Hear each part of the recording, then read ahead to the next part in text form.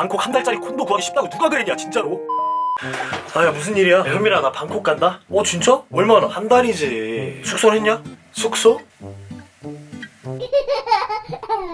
자 여러분 안녕하세요. 여행 들려주는 남자 박현민입니다. 반갑습니다. 자 지난번 영상에서 인트로가 왜 이렇게 길어? 하시는 분들이 많아가지고 최대한 짧게 좀 진행을 해봤습니다. 아무튼 방콕 한 달 살기를 준비하시는 분들이 많은 걸로 제가 알고 있는데 저도 지금 준비를 하고 있고요. 사실 방콕 한 달 살기 어디든 한 달 살기 할 때 가장 중요한 게 뭘까요?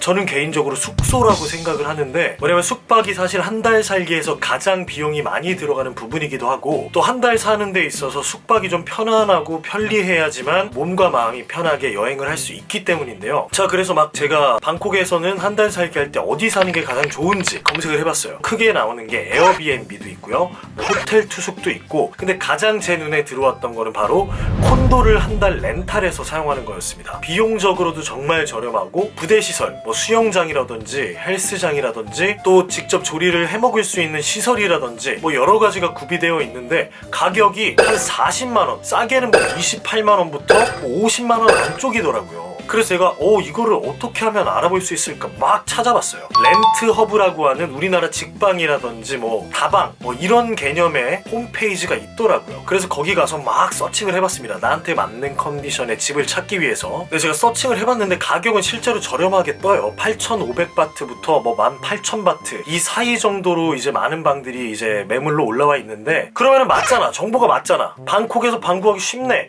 라고 생각하실 수도 있어요. 그래서 제가 직접 컨택을 해봤습니다. 제가 약 10명 정도의 부동산 업자한테 이렇게 메시지를 보냈었는데요. 대부분이 최소 3개월에서 평균적으로는 1년 계약을 이야기하더라고요. 그리고 제 친구 중에 태국 친구가 있어서 방콕에 좀 방을 알아봐 달라고 이야기도 했었는데 그 친구도 아마 한 달짜리 단기 계약은 조금 힘들 거라고 이야기하더라고요. 방콕 한 달짜리 콘도 구하기 쉽다고 누가 그랬냐 진짜로. 자 앞선 영상에서 보셨던 것처럼 이 시스템이 어떻게 되는 거냐면 개인이 방을 내놓는 경우도 분명히 있을 거예요. 근데 제가 컨택을 했던 방들은 부동산 업자가 매물을 렌트허브에 올리고 부동산 업자와 이제 이야기를 나누는 시스템이었습니다. 보셨겠지만 대부분의 업자들이 1년 단위 계약을 요구하고 있어요. 물론 거기에 올라가 있는 가격도 역시 1년 단위 계약의 하나는 요금이라고 보시면 될 것 같습니다. 그래서 제가 정말 구걸하듯이 한번 물어봤어요. 제발 내가 한 달 동안만 이렇게 지내고 싶은데 안 되겠냐. 그런데 기본적인 계약 조건이 롱텀, 그러니까 1년 이상의 경우만 받고 단기 계약 같은 경우에는 안 한다고 하더라고요. 그래서 제가 어떻게 말을 트게 된 부동산 업자한테 부탁을 했습니다. 내가 이 정도의 버짓이 있으니 방을 좀 알아봐 달라 해서 며칠을 기다렸습니다. 그렇게 해서 온 답변이 바로 이겁니다. 자 정리하자면 1년 단위로 보통 계약이 이루어지기 때문에 단기 계약은 힘들다, 에어비앤비나 호텔 투숙이 나올 수도 있겠다라는 말입니다. 방콕 한 달짜리 콘도 구하기 쉽다고 누가 그랬냐 진짜로.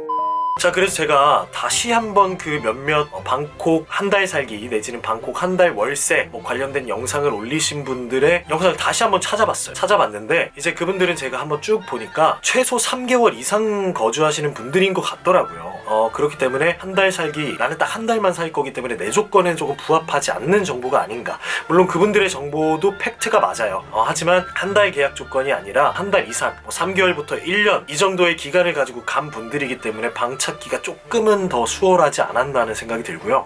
그래서 제가 비슷한 조건의 에어비앤비를 서칭을 해봤습니다. 아시겠지만 이렇게 다이렉트로 렌탈하는 것보다 에어비앤비에서 렌탈을 하게 되면 한 30% 정도 더 비싸다고 할까요? 예를 들면 한 달에 50 정도로 올라온 방이 에어비앤비에서 보게 되면 한 70만원에서 80만원 선에 형성이 되는 거를 확인할 수가 있었습니다. 아무튼 방콕 여행, 방콕 한 달 살기 준비하시는 분들에게는 조금 도움이 되셨으면 좋겠고요. 본인이 조금 금전적으로 여유가 있다 하시면 에어비앤비나 호텔 쪽을 알아보시는 게 조금은 수월하게 방 계약을 하는데 도움이 되지 않을까 생각을 합니다. 하지만 이런 경우는 있습니다. 직접 이제 호스텔이라든지 에어비앤비를 통해서 방콕에 한 일주일 정도 머물면서 발품을 파시는 거죠. 우리나라도 마찬가지로 직방이나 다방 같은 데 올라와 있는 방 말고도 부동산이 직접 갖고 있는 방들이 있잖아요. 그렇기 때문에 각 오피스텔, 각 콘도 돌아다니시면서 발품 팔아서 물어보시고 한 달 계약을 조금 이끌어낼 수 있는 어떤 협상의 기술이 있으시면 한 달 살기, 콘도든 오피스텔이든 구하실 수 있을 것 같습니다. 다만 한국에서 조금 준비하기에는 생각보다 조금 어려움이 있지 않나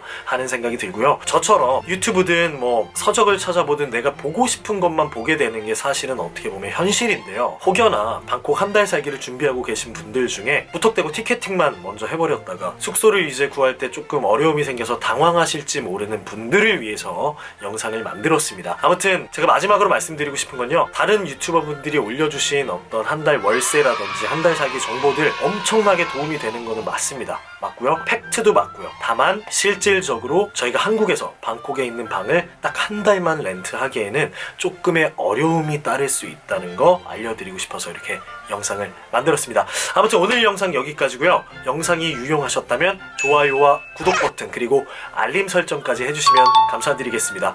자, 혹시나 한국에서 방콕에 있는 방을 예약하는 데 있어서 단기 렌탈에 유용한 정보가 있다면 댓글로 알려주시고요. 또 따로 궁금하신 점이 있으면 댓글로 언제든지 남겨주시면 좋겠습니다. 아무튼 오늘 영상 여기까지입니다. 시청해주셔서 감사합니다. 오늘은 여기까지.